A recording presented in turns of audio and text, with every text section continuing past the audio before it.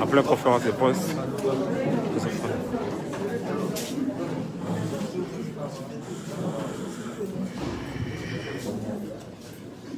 Tiens le micro. Ah non.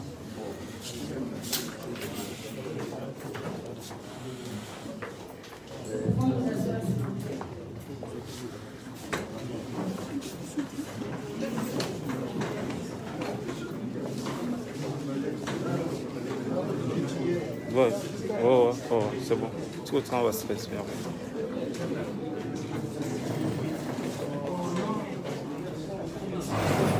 Le son.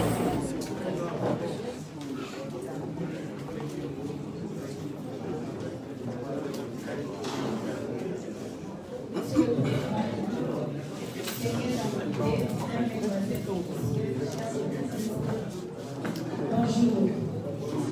Nous vous prions de bien vouloir vous lever pour que nous puissions chanter l'hymne national de la République.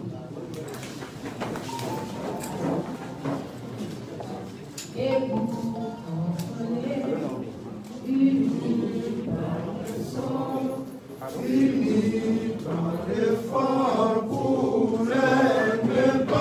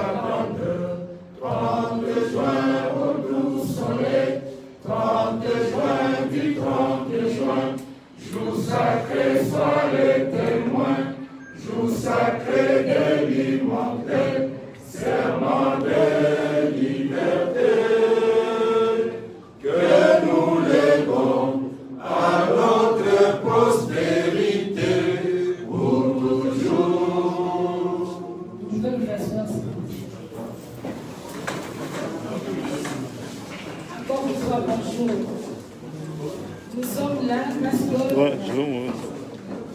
nous sommes en train de participer à la conférence de presse qui sera animée par le président élu Martin Fayulu. Et pour ce faire, nous tenons à vous dire que on va d'abord commencer à écouter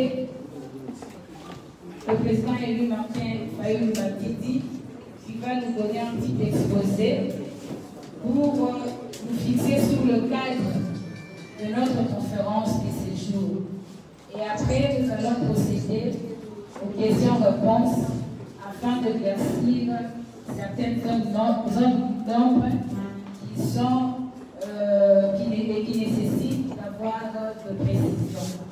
Sur ces, sans pour autant tarder, nous vous prions d'être attentifs et d'écouter le président élu.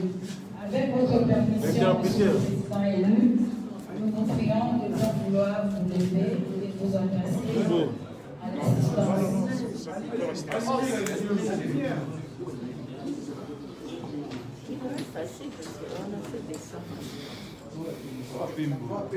Nous vous demandons également, chers participants, de pouvoir mettre le téléphone sur mode vibreur.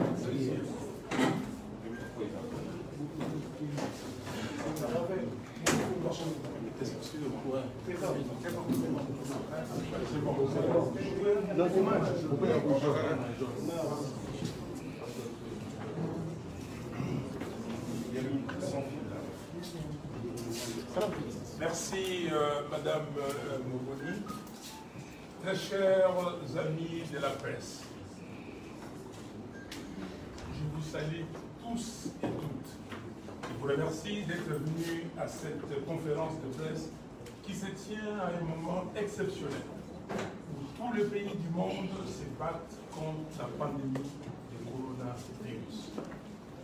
Ainsi, avant toute chose, je voudrais saluer une fois de plus le personnel soignant de notre pays, ainsi que les médecins, les laboratoires et les agents de l'INAMB qui sont tous entièrement engagés aux côtés du docteur Mouyembe pour sauver des vies. Par cette même occasion, je présente mes profondes condoléances aux familles des victimes de cette terrible maladie et je souhaite un prompt rétablissement aux malades. Qu'il me soit également permis d'exprimer mes sincères remerciements au gouvernement des différents pays et aux organisations internationales pour avoir apporté au peuple congolais secours, solidarité et assistance. Nous continuons à implorer l'Éternel pour épargner davantage les vies de nos populations. Très chers amis de la presse, comme vous le savez, notre pays est au bord du chaos. C'est ainsi que j'ai souhaité vous rencontrer pour que nous échangions autour de quelques points majeurs de la vie politique nationale et essentiellement de la situation des minéraux. Commençons d'abord par la commémoration du génocide du peuple congolais. Nous avons choisi la date du 2 août, date du début de la grande guerre d'agression et d'occupation de chaque année pour commémorer le génocide congolais, afin que la nation congolaise, dans son ensemble, construise une même compréhension, une même conscience et une même conviction des causes et du déroulement d'un crime contre l'humanité qui a coûté la vie des millions d'innocents congolais. Ces hommes qui ont été sauvagement massacrés, ces femmes qui ont été violées et méchamment tuées, et ces enfants qui ont péri dans les conditions les plus cruelles ne doivent jamais être oubliés. Ils sont nos parents, oncles, tantes, cousins, frères, sœurs, enfants, voisins, collègues. Leur visage habite encore beaucoup de nos consciences. Leur voix résonne encore dans plusieurs de nos oreilles. Les 2 août de cette année 2020 à Kinshasa, dans toutes les provinces du pays et dans la diaspora à travers le monde, les Congolais étaient nombreux à dire avec panache que ces lourds tributs payés par notre patrie ne doit pas être oublié. Nous ne devons pas l'oublier. Nous avons décrété cette commémoration parce que se souvenir d'une telle tragédie, c'est aussi et surtout à la fois vouloir comprendre le processus historique et social qui ont rendu possible cette violence inouïe et transmettre l'horreur de ces crimes pour que cette histoire ne se répète plus jamais dans notre pays. Nous avons décrété cette commémoration parce que c'est taire lorsqu'on est victime de génocide, c'est encourager les génocidaires à continuer leurs œuvres macabres sans crainte et représailles. Je remercie tous les compatriotes pour cette commémoration. Très chers amis de la presse, pour passer le flambeau de l'histoire du génocide du peuple congolais aux générations futures, engageons-nous dès maintenant non seulement à documenter cette barbarie contre l'humanité congolaise, mais aussi à l'enseigner à nos enfants par des livres, à travers des chansons, des pièces de théâtre, des films documentaires, au travers des musées, des stèles ou des monuments dans toutes les provinces de la République. et décidons dès aujourd'hui qu'un jour, une ville de la RDC abritera les mémorials du génocide du peuple congolais. C'est ici le moment de vous inviter à avoir une pensée pieuse pour tous nos martyrs en observant une minute de silence en leur mémoire.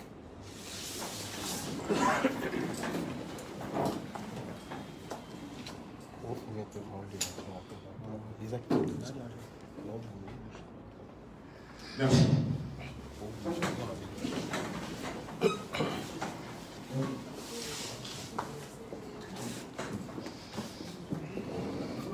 Très chers amis de la presse, quel que soit, très chers amis de la presse, quelle que soit la nature ou l'ampleur du crime commis contre autrui, l'impunité est tout simplement inadmissible. Voilà pourquoi, de toutes mes forces, je soutiens et je demande à tous les Congolais de soutenir l'initiative lancée par le docteur Denis Mukwege, le prix Nobel de la paix, celle de la création d'un tribunal pénal international pour la RDC. Et je me battrai sans répit pour que le rapport Mabio soit exhumé de sorte que les persécuteurs du peuple congolais de tous bords soient traqués et déférés devant la justice. Tel est le deuxième point de ma communication. Le rapport Mabio et la création d'un tribunal pénal international sur la RDC. Sans justice, on ne peut pas avoir de réconciliation. Il est donc impératif que les Congolais et le monde entier sachent ce qui s'est passé à l'est de la RDC, c'est-à-dire la vérité. Car de la vérité découlera la justice, et la justice amènera réparation, prélude à la réconciliation. On ne peut pas faire autrement. La communauté internationale, qui dépense beaucoup d'argent pour la MONUSCO sans résultat palpable, devrait aussi œuvrer pour la justice. La justice qui viendra avec la mise en place du tribunal pénal international pour le Congo. Très chers amis de la presse, en Belgique, la loi du 23 mars 1995 punit quiconque minimise grossièrement ou cherche à justifier les génocides commis par le régime allemand pendant la Seconde Guerre mondiale. En France, la loi Guessot, adoptée le 13 juillet 1990, punit d'1 an d'emprisonnement et de 45 000 € d'amende toute contestation des crimes contre l'humanité commis pendant la Seconde Guerre mondiale. En cela, les législateurs belges et français ont suivi l'exemple de bien d'autres États du monde, où les outrages à la mémoire, quels sont les révisionnismes et les négationnismes, sont condamnés et réprimés par les lois. Dans notre pays, l'ambassadeur du Rwanda en RDC réside confortablement à Kinshasa, après avoir tenu des propos niant et minimisant de façon caricaturale et téméraire les martyrs du peuple congolais à Kasika en 1998. Je salue le courage des différents mouvements citoyens, dont les braves jeunes de la Lucha, les Filindi et autres qui ont, en dépit du refus de l'autorité urbaine, organisé des vigoureuses manifestations pour exiger l'expulsion du représentant de Kigali à Kinshasa. Cette situation est révélatrice d'une faiblesse dont la source est, sans doute, le manque de légitimité des institutions de la République et de leurs animateurs. En effet, ces institutions et leurs animateurs, ne procédant pas du peuple, sont manifestement au service de ceux qui les ont portés. Parlons maintenant des Minembwe. L'installation tapageuse des Minembwe en commune rurale doit être comprise comme une tentative d'officialisation de la matérialisation de l'occupation de notre pays et donc le début du processus de sa balkanisation physique.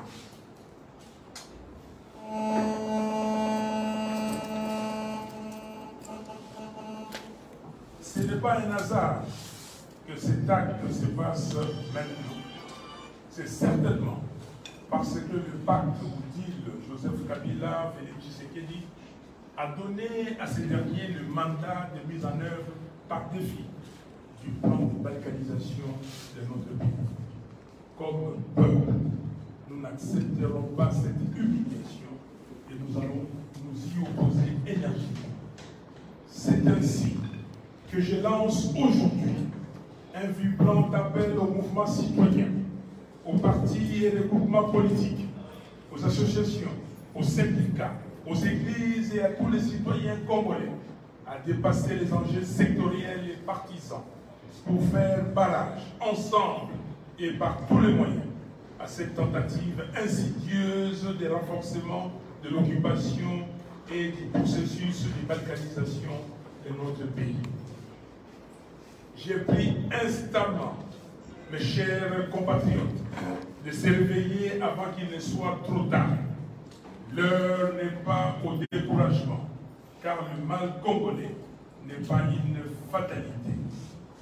L'heure est plutôt au réveil de la conscience collective et de la volonté populaire de mettre un terme définitif à un deal mafieux qui enchaîne le pays et prend tout le peuple en otage. L'heure est à la libération de notre pays et au retour à l'ordre constitutionnel. Libérons la RDC. Tel est le vaste mouvement populaire que je lance dès aujourd'hui. C'est par ces combats redoutables de notre génération que notre patrie sera à jamais débarrassée de ces systèmes politiques illégitimes, voyous et corrompus à la solde des occupants, qui n'hésitent nullement à utiliser la violence, la terreur, le mensonge et les achats de conscience pour conserver les pouvoirs, en confisquant l'économie et les finances du pays et en livrant les ressources stratégiques de notre patrie aux convoitises zélées de leurs maîtres. C'est maintenant que nous devons donner le meilleur de nous-mêmes à notre patrie, jusqu'au sacrifice suprême s'il le faut. Le peuple est aujourd'hui les seuls, absolument les seuls soldats et défenseurs de l'intégrité et de la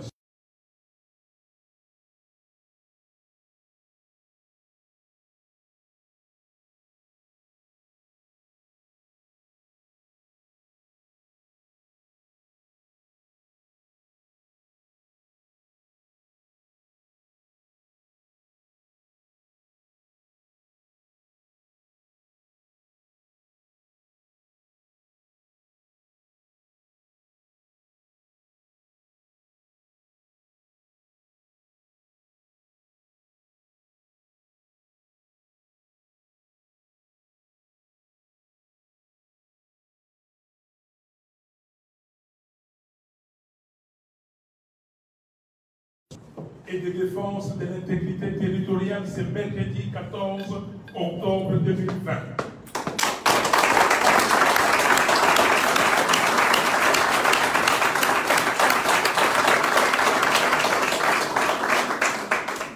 Je lance un appel vibrant et solennel à toutes les Congolaises et à tous les Congolais pour une marche d'unité nationale et de défense de l'intégrité territoriale.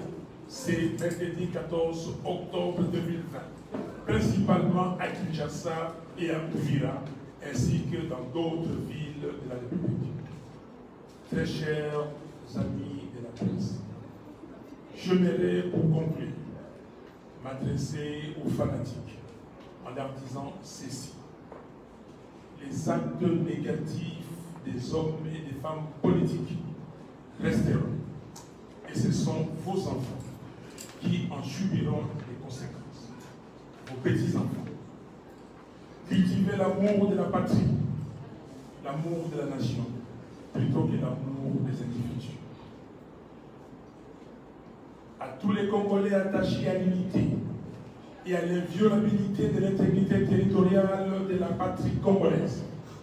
Marchons tous le 14 octobre pour dire à l'unisson non à la balkanisation de notre pays, non à l'occupation de la patrie de Lumumba, non au pacte de la destruction de notre pays que Joseph Kabila a signé avec Félix Tshisekedi. Oui à la création d'un tribunal pénal international pour la RDC. Je vous remercie.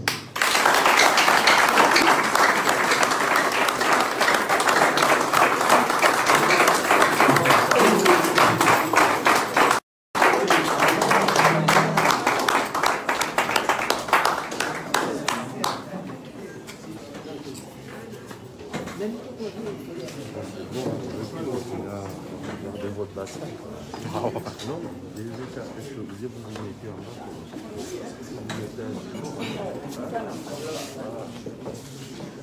Je prends vos questions. S'il y a une question, allez-y et puis d'autres qui sont dans le même sens pourront suivre et je réponds.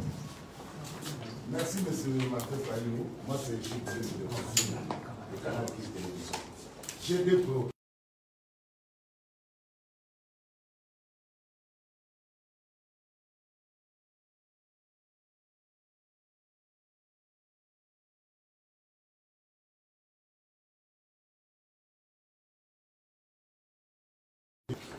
L'installation de la commune de au espace. Deuxième petite préoccupation. Fachi a dit de ne pas être de l'installation de la commune de Guinée. Azara se rouvrait au recteur que le chef de l'État était au courant de sa Amine. Qui trompe qui? Ce qui se passe ici, c'est seulement nous qui le faisons. Mais voilà, je crois que vous avez répondu vous-même à votre question. Qui trompe qui?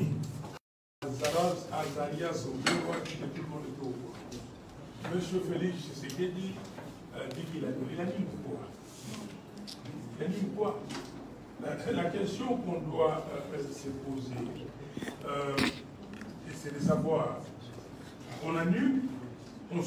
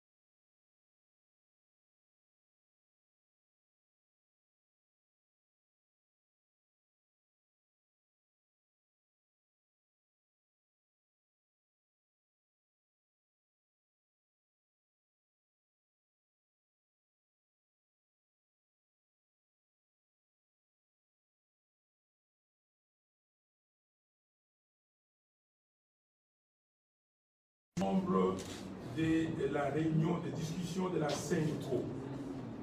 Et pendant la CENCO, avant de signer l'accord qu'on a appelé l'accord de la Saint-Sylvestre, on devait procéder, comme a dit la répartition des tâches.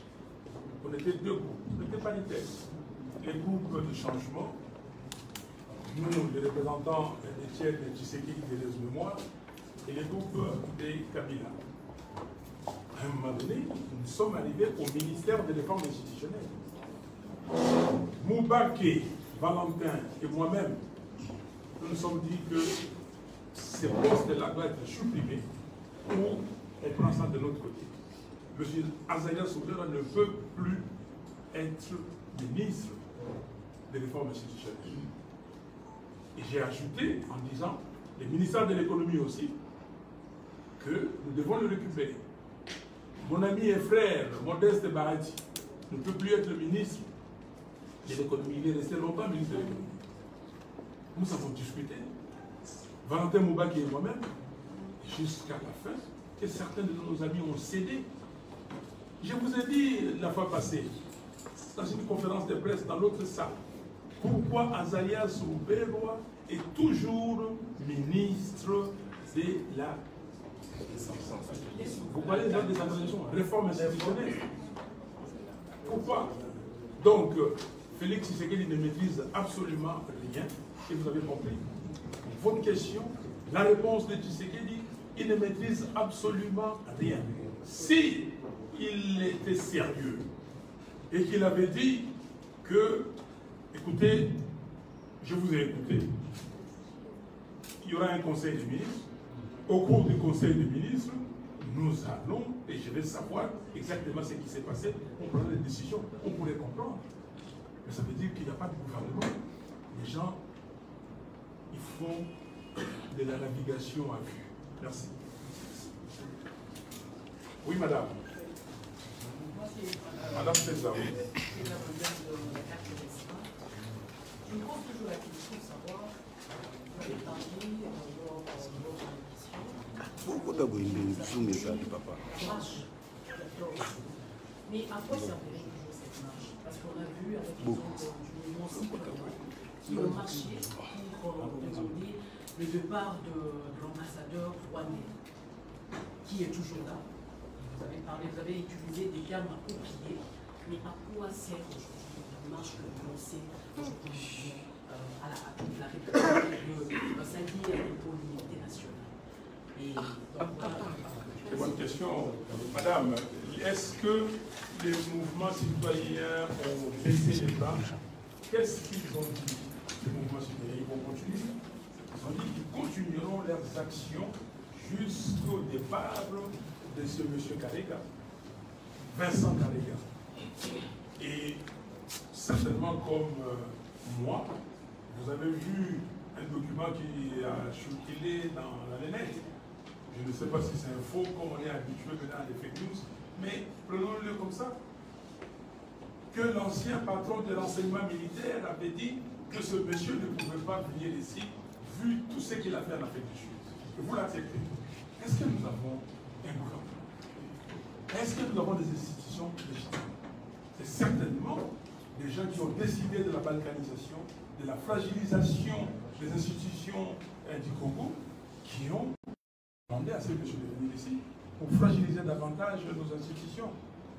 Monsieur Karega est persona non grata au Congo. Alors, pourquoi continuer de marcher pour nous? On marchera. Mais qu'est-ce que je vous ai dit le 22 juillet, le 22 août, pardon, quand je suis rentré en Gilles? Que je suis venu pour qu'on en finisse. Il faut qu'on en finisse avec ces pouvoirs illégitimes. Nous devons en finir. Parce que le peuple congolais souffre. Si vous croyez que c'est vous seuls qui êtes congolais, parce que vous vivez dans les moins de 10 000 km ici à Kinshasa, et que vous appelez votre république la République de Kinshasa, vous vous trompez. La République démocratique du Congo, c'est 2 345 460 km². C'est ça. Pas un seul centimètre qui doit partir. Vous savez que nos frères de Rutshuru, qu'est-ce qu'ils en disent aujourd'hui? Nos frères de Rutshuru, nos frères de tout l'Est de la République, de l'Ituri, partout, des Haut-Touélé, Bas-Touélé, les gens n'ont pas de toit, les gens sont réfugiés, les Congolaises et les Congolais sont des déplacés internes dans leur pays. Et ces millions n'ont pas le droit de vivre, n'ont pas le droit d'exister. Nous devons libérer le pays. Nous sommes otages aujourd'hui de nos richesses. Nous sommes otages des complots. Nous sommes otages de la trahison de certaines filles et de certains fils de notre pays. Et vous, vous vivez. Nous sommes des contemporains. Donc nous, nos enfants, nos arrière-petits-enfants vont pouvoir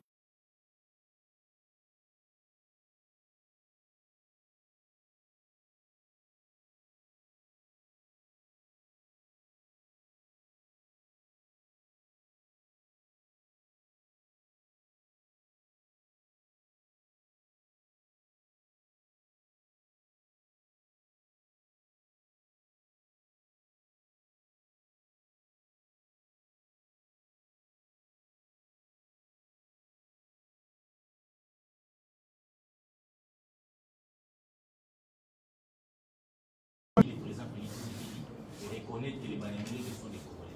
Sur cette question précise, parce qu'au-delà du problème Minéo, que je trouve légitime, il y a quand même un sentiment quelque peu anti cette population qui se réclame congolais.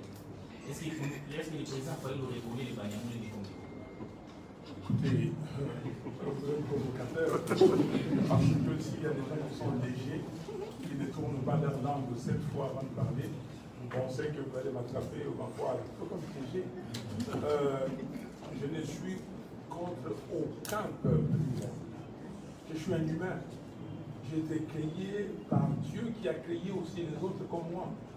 Parce que si moi, je vais ailleurs, moi j'ai vécu dans d'autres pays. J'ai vécu dans plusieurs pays du monde. Mais j'étais congolais dans ces pays. Et j'ai respecté les législations de ces pays. J'ai respecté les constitutions de ces pays. Je ne m'oppose pas.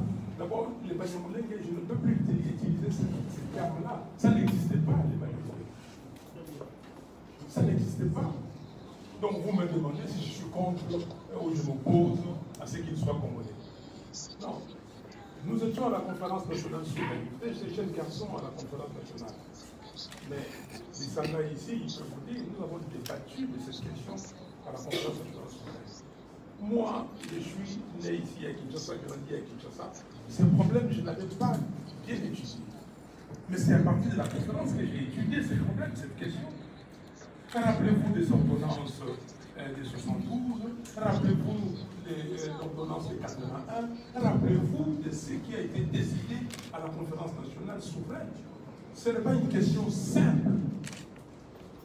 Ici, on le dit, et je le répète, ce n'est pas moi qui le dis.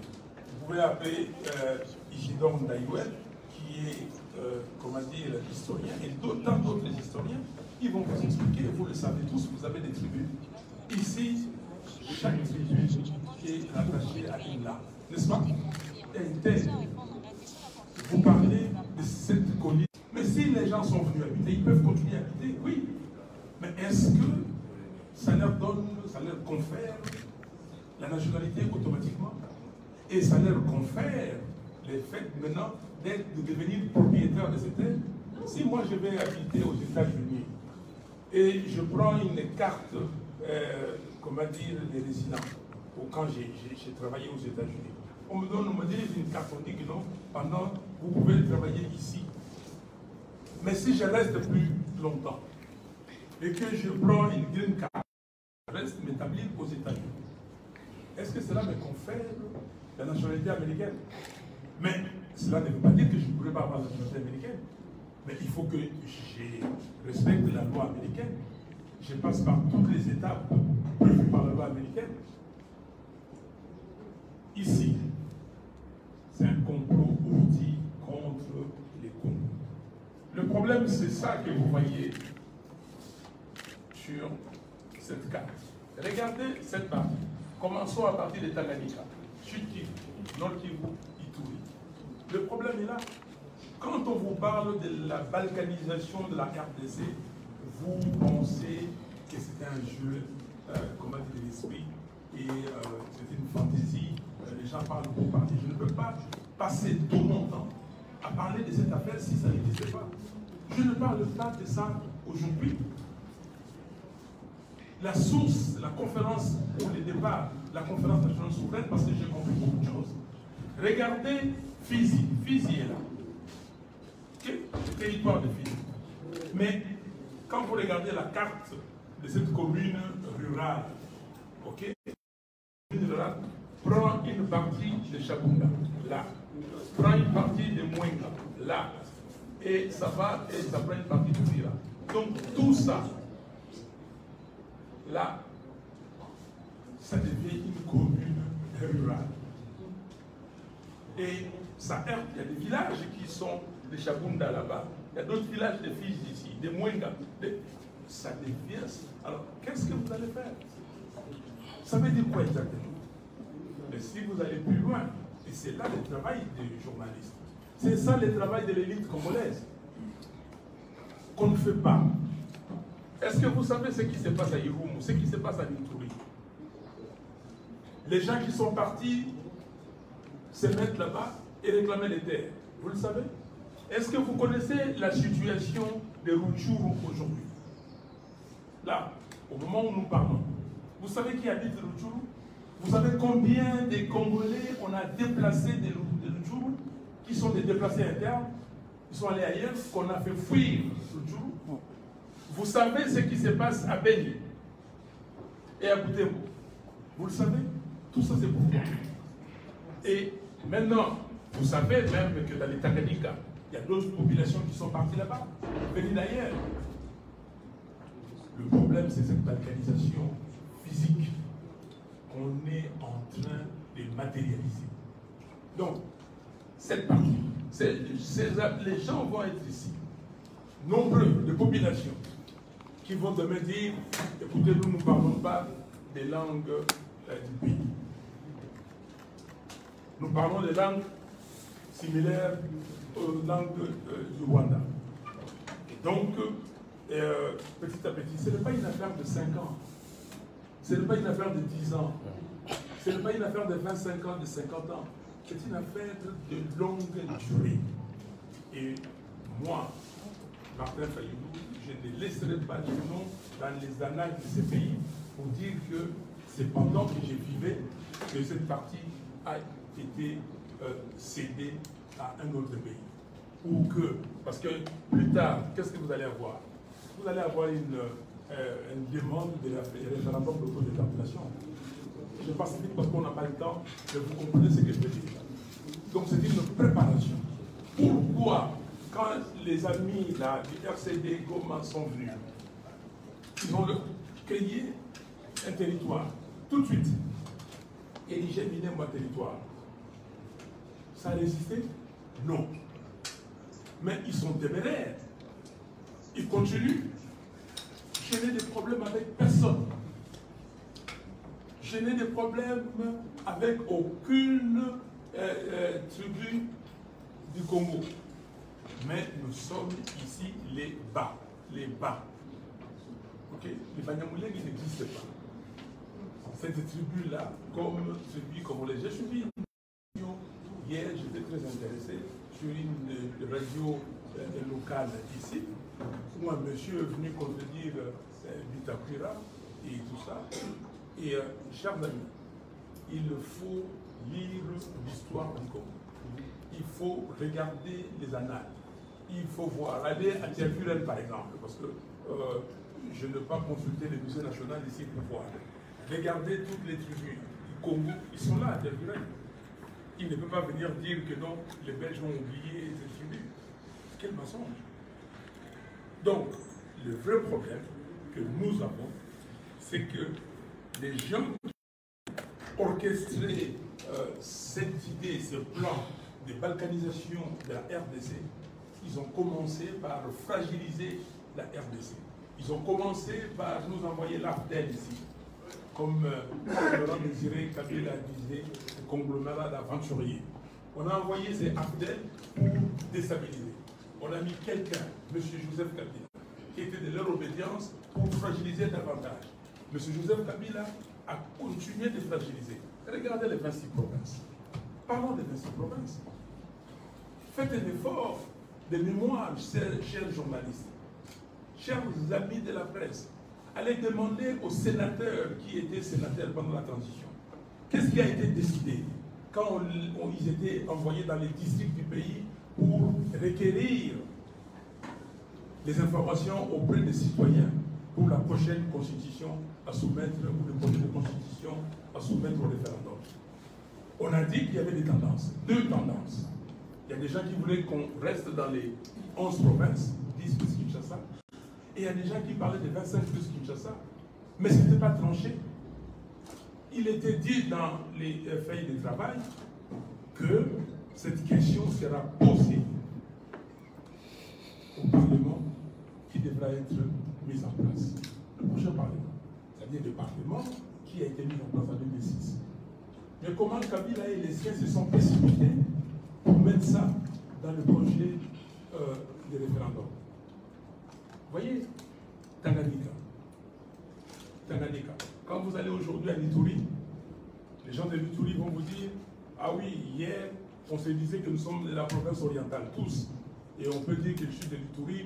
Aujourd'hui, quand vous allez à l'Ituri, on a identifié 29 communautés. Et les communautés commencent à se battre entre elles. On commence à avoir des groupes de 5, des groupes de ceci. Ça, c'est un plan ourdi contre l'intégrité territoriale du Congo. C'est un plan ourdi pour fragiliser. Ils vont plus loin. Ce que vous entendez ici, cette instrumentalisation du tribalisme, qui ici est tribaliste? Eric Wemba, quand vous m'avez connu, vous savez quel tribu j'étais? Non. Voilà. Beaucoup d'entre vous. Moi, mon nom Fayoulou, les gens disaient, ah, il est du Kivu. J'ai été dans les écoles, mes amis de l'école primaire et tout ça, parce qu'il faut commencer à aller dessoucher tout. Personne ne savait, parce que nous, on ne vivait pas comme ça. On était des quartiers. Mais comment on commence maintenant à instrumentaliser, à parler du tribalisme? Mais non, ça c'est un piège. Le piège, parce que quand vous allez parler de cette affaire de Banyamulenge, on va dire là, ils sont des tribalistes. Mais les gens ne savent pas qu'ils sont piégés. Les gens ne savent pas qu'ils sont piégés. Parce que vous tous ici, vous regardez dans vos familles, il y a interprétation des tribus. Il n'y a pas qu'une seule tribu. C'est lui qui est né de papa Moutandu, de maman Bafulero, et tout ça. Il est qui? Okay? Mais maintenant, l'enfant qui est issu de cette union, qui épouse une Ngwaka ou un Ngwaka, l'enfant qui est qui? Nous sommes Congolais. Et je dis à tout le monde qu'il faut faire attention. Qu'il faut faire attention à ceux qui instrumentalisent des choses pour leur côté. Je reste plus longtemps. Lisez ces livres-là, écrits sous la conduite des professeurs Kankonda et Mukoka. La République démocratique du Congo face au projet de balkanisation et de l'implosion. Tout y est. Merci.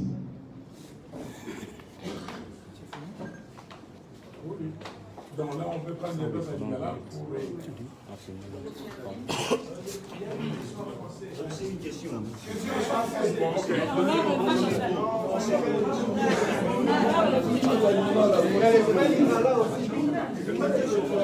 S'il vous plaît. Question en français. Allô? S'il vous plaît. Attendez. Terminons en français, comme ça on prend... Français? Oui, Jean-Luc. Ouais. Merci beaucoup, Président. Vous avez posé le problème. C'est le sentiment presque partagé par beaucoup de Congolais. Maintenant, quelle est la solution aujourd'hui pour les Banyamulenge? Quelle est la solution aujourd'hui pour cette commune rurale? Il faut la supprimer. Quels deviendront les Banyamulenge après? Parce qu'ils continuent à revendiquer une terre. Ont-ils réellement une terre ou pas? Ça, c'est la première question. La deuxième question. On a vu l'ambassadeur des États-Unis sur place là-bas. Il était parti. On a vu les députés nationaux, on a vu les ministres de la Défense. Est-ce que selon vous, la communauté internationale ne pousse pas cette thèse-là? Parce que même dans mon discours, il ne semble pas être trop clair sur cette question-là. Quand on suit les propos de la représentante du secrétaire général de l'ONU, est-ce que la communauté internationale ne pousse pas cette thèse-là? Est-ce qu'à force de trop pousser les Banyamulenge à la porte, on ne risque pas de se retrouver dans la situation de la Chine aujourd'hui avec les Ouïghours? Non, Jean-Luc, quelle est la situation des Congolais qui habitent les quartiers Matongé à Bruxelles? Les quartiers Matongé, à l'époque où moi j'étais étudiant, vous avez là-bas des boutiques congolaises, vous avez... C'était, quand vous allez aujourd'hui à Matongé, c'est comme Kinshasa, oui ou non? Est-ce que ces gens-là ont revendiqué, ces Congolais-là ont revendiqué que Matongé devienne une commune à eux seuls? Est-ce que ces gens-là ont revendiqué qu'ils deviennent collectivement belges, habitant une commune particulière, Matongé? Non, la situation, c'est comme la situation de tout le monde. La solution, vous faites bien de poser la question. S'ils veulent rester au Congo, ils restent au Congo. Mais qui respectent la loi congolaise. Qu'est-ce que dit la loi congolaise? S'ils veulent, comment dire, des résidents permanents, okay? Les Congos prévoient ça. S'ils veulent, comment dire, demander, faire une demande de nationalité, on va examiner cas par cas. Mais il n'y a pas une tribu qui s'appelle Banyamulek au Congo. Ça, il n'y a pas. Il n'y a pas une terre réservée à cette tribu. Je reviendrai plus tard, peut-être dans une émission, dans une discussion comme ça, pour vous expliquer, parce que je me suis documenté, j'ai discuté avec les communautés, j'ai discuté avec les chefs coutumiers. Je peux vous donner les noms des chefs coutumiers, vous pouvez les appeler. Je peux vous donner les noms de ces gens qui sont pour vous leur demander quelle année ils sont venus au Congo. Et quand ils sont venus au Congo, ils se sont installés où auparavant. Les problèmes n'existaient pas. Le problème n'existait pas, sauf dans la tête de ceux qui veulent déstabiliser les Congos. Vous parlez bien de l'ambassadeur des États-Unis. Moi aussi, je me suis étonné quand je l'ai vu là-bas. J'ai appelé pour l'ambassade. J'ai appelé l'ambassade pour dire que je viens de voir l'ambassadeur Mike Hammer de l'autre côté, mais ça veut dire pourquoi il est appelé. L'ambassade m'a dit, écoutez, l'ambassadeur est en mission. Il est parti en mission, une mission de sécurité, une mission humanitaire, mais quand il rentrera, il se fera le plaisir de vous rencontrer pour que vous en parliez. Je l'ai rencontré ce matin. Je lui ai dit, mais monsieur le président, je vous le pose la question. Votre présence, ça signifie quoi? Il dit que d'abord, je mets le point chaud ici. OK? Et je vais dire que les États-Unis, qui est un ami du Congo, parmi les premiers amis des premières heures, de la première heure, n'acceptera jamais qu'un seul centimètre carré du Congo parte. Les États-Unis vont continuer, je dis parce que les États-Unis, c'est singulier, les États-Unis vont continuer à protéger l'intégrité territoriale. En tout cas, ça, je vous l'assure. Et c'est ce qu'il m'a dit ce matin. J'ai dit, mais pourquoi vous étiez là? Il dit que j'étais là dans un cadre humanitaire. Il y a des gens qui souffrent. Qui, s'il vous plaît, il y a des gens qui souffrent. Vous savez que l'USAID donne beaucoup d'argent pour nos populations. Nous sommes ici en train de quémander, nous sommes des gens, on cherche de le monde. Donc, il y a des problèmes humanitaires. Donc, c'est comme ça qu'il est parti pour ces problèmes humanitaires et problèmes sécuritaires. Les communautés, il a vu de ses yeux, vu certaines choses. Mais il s'est retrouvé là, on a dit que non, on vous appelle parce qu'il y a une manifestation. Et il ne savait pas. Ces autorités qui étaient là l'ont appelé. Et je ne sais pas si c'est pour le piéger, ça c'est moi qui ajoute. Si c'est pour le piéger, il s'est retrouvé là. Mais moi, vous allez me poser la question, est-ce que je l'ai cru? Moi je le crois.